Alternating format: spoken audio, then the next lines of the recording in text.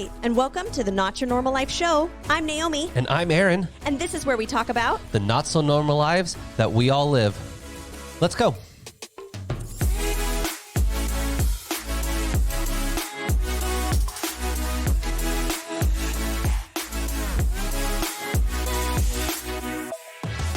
All right, welcome back. Welcome back. Kind of took a break. Just for a week. Yeah, for a week because we were on vacation. We were. It was so nice. It was a very nice time. We did not get COVID on our vacation, so we're all good. A little nervous about that, but we're in the clear, so we're okay now. Yes, we're in the clear. Yeah, relaxing back at home. It was, I'll be honest, traveling during like a pandemic, which I know it's kind of towards the tail end, fingers crossed, of this pandemic, but It was a little scary to, travel and be in the airport with a mask on and on the plane with a mask on. That was the hardest part of the whole trip of being there. So this is episode 36. 36. And we're going to be talking about change because if you are looking at our Facebook, Instagram, and other things like that, we announced that the Not Your Normal Life, the Shermans, or the Not Your Normal Life, is moving. We are making a huge change in our lives, and we're going to bring you guys along with us. So you guys are going to find out all about it as we go into this new change. Yeah, we're moving to Texas. Y'all, we're moving to Texas. I'm just trying to get my y'all down. So we live in Washington State right now. Yeah. We actually, met here. Had our I kids grew up here. We had our babies here. I kind of grew up here. I've been coming up all the summers and everything. So Washington is our home, and this has been it's been interesting, but we had a really good time. We're moving to San Antonio, Texas. If you guys, we're not going to give you our address or anything like that. We don't want you to stalk us. All our fans. All of our fans. So we're moving to San Antonio, Texas. As soon as we got off the plane, we kind of just started falling in love with the city. Yeah. As much of a crazy fest of trying to get a rental car and everything was, we just started off the get-go, just kind of like, wow, this is a beautiful place. Yeah. So we just want to talk to you guys about, I know we've talked about life changes and different things like that, but we kind of want to talk to you guys about how we go through these things. Yeah, especially because we are this is a big one. Usually when people move cross country, it's for jobs or, their kids moved out and they're going to go move near their school or something where they're going to college. But this is truly, we can live anywhere right now. So I work 100% remotely, not because of COVID, just because I work from home. The company I work for is based on the East Coast. So that was a huge blessing to us because we're able to decide now where we want to live. Yeah. And so nothing's really holding us to Washington besides, of course, all the family and friends that we love. Yeah. But we've just been thinking about where we want our kids to grow up and where we can afford to raise our kids in the house size that we want the kids to grow up in. Just doesn't really fit where we're at right now. And kind of scary to just get up and leave for just honestly preference, like where we want to live preference. But we're doing it and we feel really good about it. And yeah, we do. I do. Do you? Yes, I do. Because we signed a contract for that house, so I hope we're under contract right now. So, and we didn't really feel like God spoke audibly. Yeah, we want to make sure that we make that very, very clear. We did not hear God audibly say, "You will move to Texas." So we definitely, in this process of moving, we're not going to be telling. We've been telling people and announcing it. We made very clear that we're not using the God card to dissuade people from trying to tell us otherwise or what they feel and stuff like that, because we want people's real opinions about us leaving. I think 99% of the time of people have given us a very positive, that is awesome. I'm excited for you guys. That's a beautiful house. That's a beautiful opportunity as a family. And as Naomi was saying, since the pandemic kind of started, we were like, okay, we want to buy a house. Where do we move? We looked at Yakima. We looked at other places. We looked at Milton. We looked all over the place, and we just couldn't find the right fit for our family because, like you guys know, we have 2 sons, and one of them is autistic. And the biggest thing when it comes down to it is is their services for Timmy. Yeah. And when before we went to San Antonio, we kind of looked that up, and we found a lot of services for Timmy. It's a lot different. Yeah. It's a lot different than here, definitely. But we got to tour one of the facilities, and we're just like, wow, this is more than what Timmy's getting right now, and in this state. And we're just like, this is too good to not go for. We have this opportunity. We've been saving money. We've been putting away money so that we can make this journey and this great decision. And then seeing the prices of homes and how much home you can get for your dollar is just like Naomi working remotely. It made perfect sense for us to go. So what I'm trying to say is this isn't like God is calling you to the San Antonio area. No, I don't feel God's like audibly telling us, but he's definitely opening our eyes to an opportunity to live there. And we're going to take this step. And if God opens up doors while we're in Texas, and that's what we're hoping with this podcast and helping out in our community and helping in the church that we're going to be attending, that if that's what God wants, and God's going to open those doors for us. And so that's what we encourage you guys with. Yeah. But I also like the reason we stress that is because yes, God definitely tells people what to do and which paths to take, and God has plans for people. But in this case, we didn't really feel like God said, even like, obviously not audibly, but we didn't hear like, confirmation from a bunch of people. We really felt like God, at least when we were praying about it, we felt like God said, like go through the doors, go through all the doors that open, and he would shut them if we weren't supposed to go through them. And so like we did it. We were like, okay, well, I guess we'll travel there. I guess we'll look at services for Timmy. I guess we'll look at houses. And doors were not closing as we were walking through them. So no, they definitely, the doors were getting wide open, and the house we found is exactly what we wanted. It's not everything. Of course, it's not going to be everything we wanted. I mean, I don't have a fireplace and a mantle, but first world problems, a wraparound front porch. But it has a spot to sit on the front porch, and it's pretty dang cute. Yeah. So Naomi's excited, but yeah, we're taking this leap of faith because me and Naomi have also been talking, like Naomi actually brought this to my attention when you said that you had this kind of on your heart about the what if. Oh, yeah. So you want me to talk about it? Yeah, you talk about what your experience in having that revelation in your life. Yeah, about. So I spent some time, like, obviously, so I don't like to make decisions very rashly. I don't like to make decisions without knowing it's God. And so I actually got kind of freaked out about us even considering moving out of state. So I spent a lot of time just meditating with the Lord, meditating as in like praying and being with the Lord. So I was in my prayer time, just kind of like feeling again that God wanted us to walk through open doors and that he would keep opening doors if we were going in the right direction. And so we just needed to, in faith, walk that way.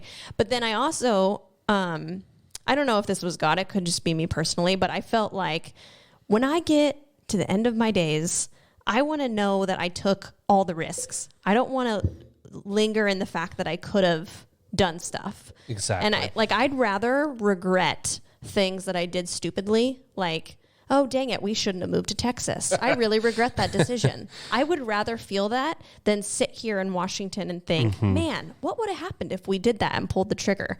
And I am just like a really big advocate for taking the risks. Like, just take them. And it is scarier. You're giving me a look. No, I'm agreeing with you. Sorry. Not all the risks, right? Like be wise. But at the end of my days, I would rather have tried than to have wondered what would have happened. Yeah.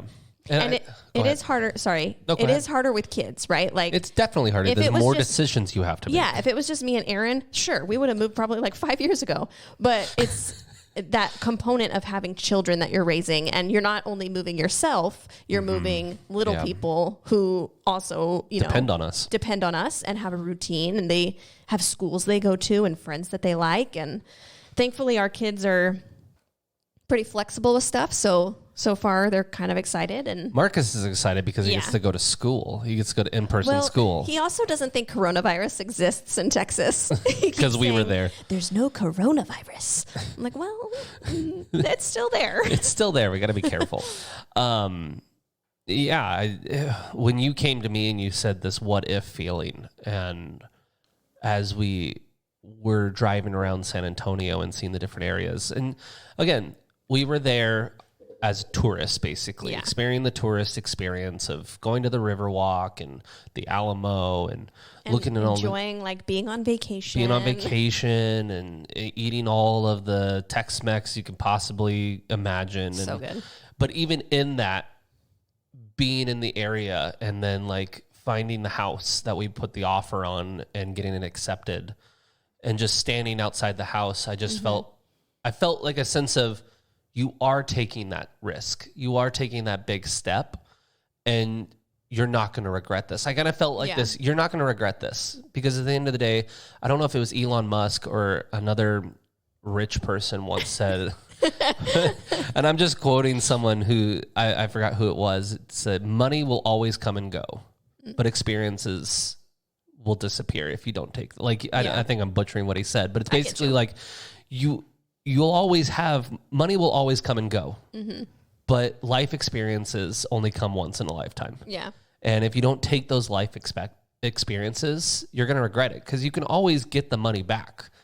You do something stupid, you can always get, you can. Money will always come back. Yeah. If you work hard and you put your time and effort into it, the money will come back in most situations, like 98% of the time. Yeah.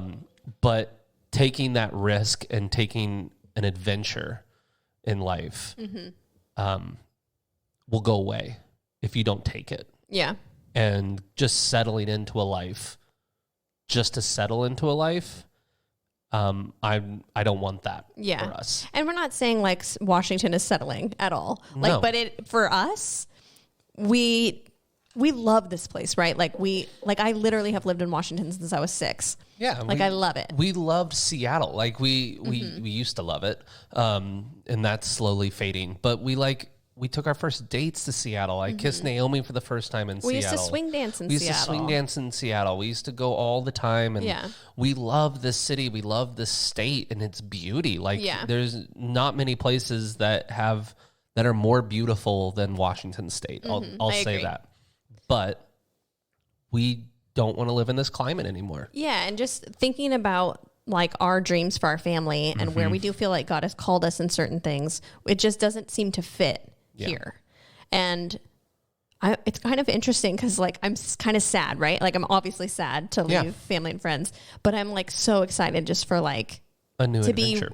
To be planted somewhere, right? Like I want to be like rooted in our new house, in our new community. Like literally, guys, we don't know anybody. We don't know anyone. We know besides our real estate agent. Aaron was like, we have a friend. What are you talking about? A real estate agent. I'm like, oh, yeah. He's our friend. It'll be great. And our new church.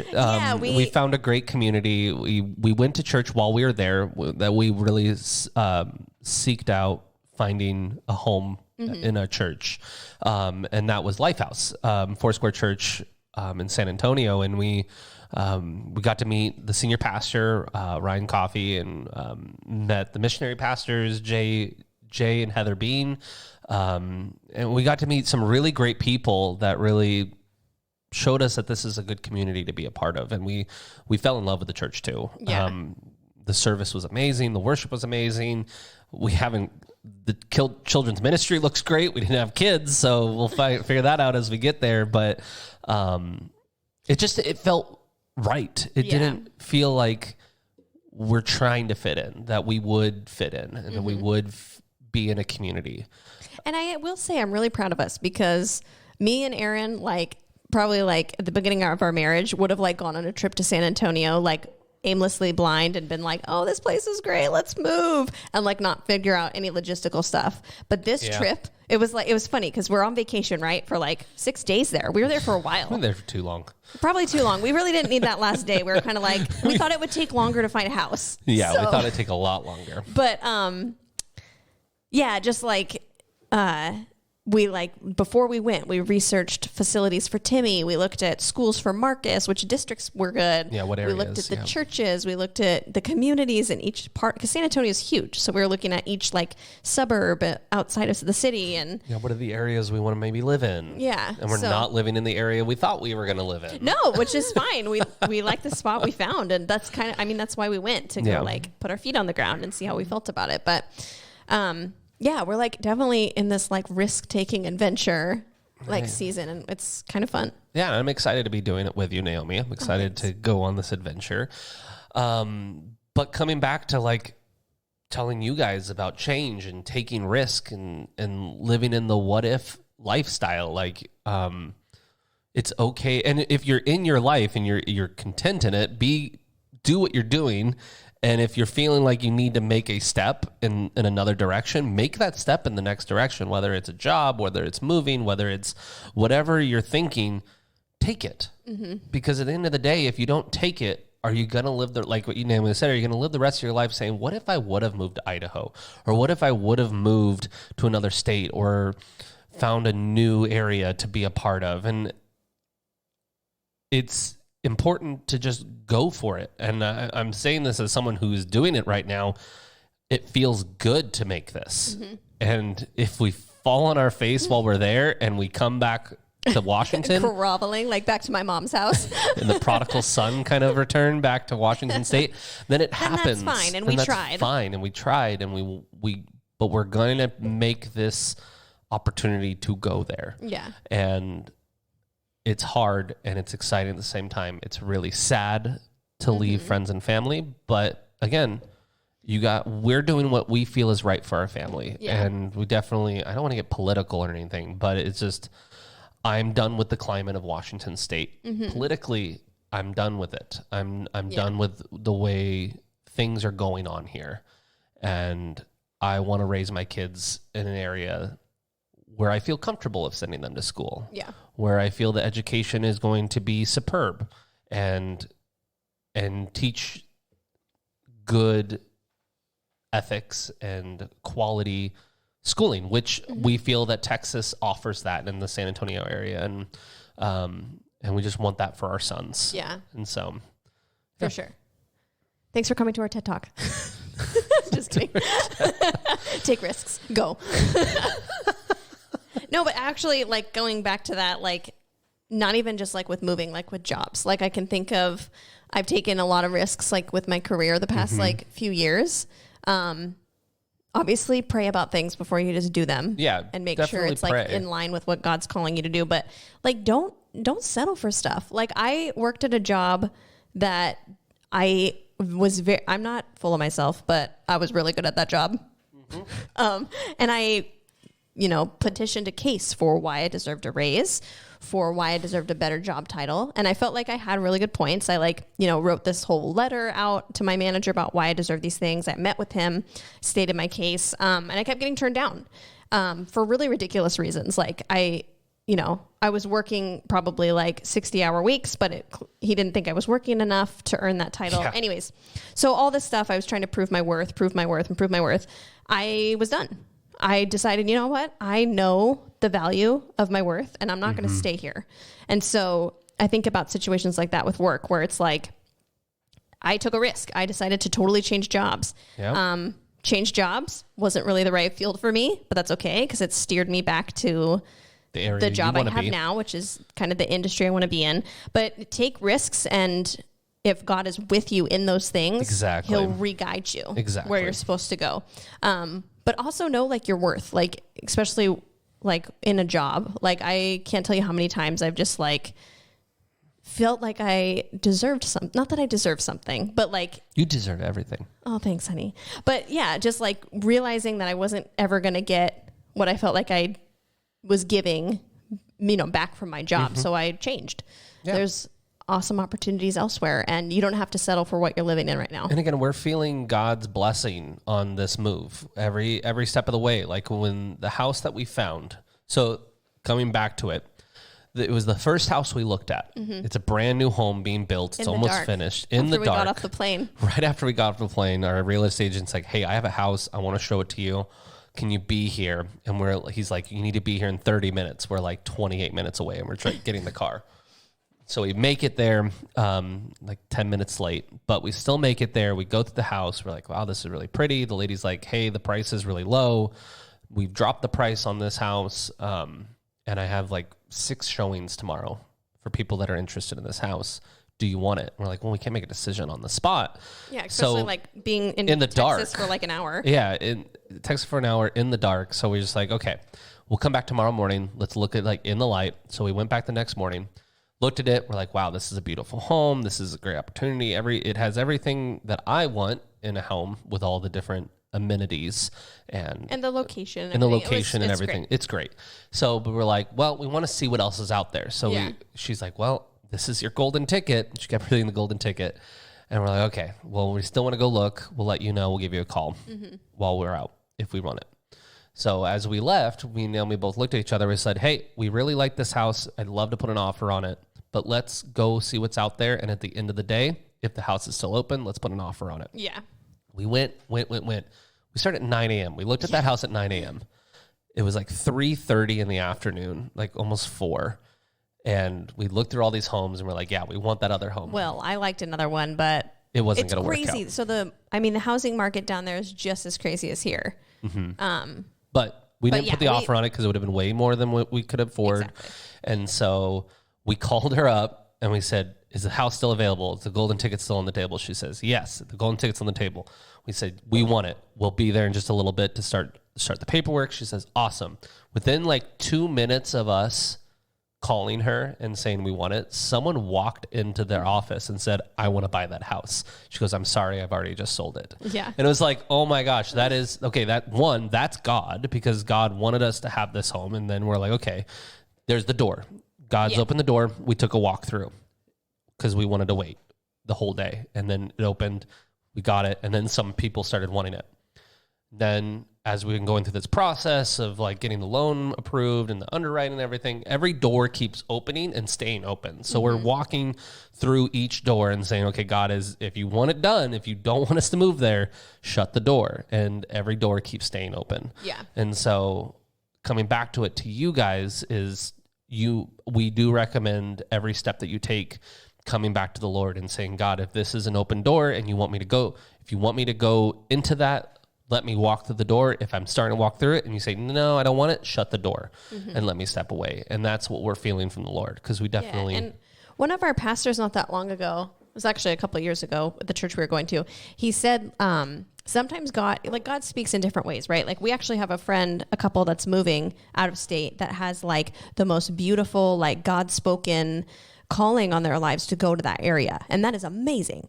But that didn't really work in our case. Like we didn't have the same experience. And I don't think that that's less God, right? Correct. Like exactly. God speaks to people differently. And I think this is important because a lot of people think that, oh, I've prayed and God hasn't spoken. Well, God might not speak the way that you think he's going to. Like in our case, our friends, God spoke very clearly with different signs and words and very obviously. Yeah.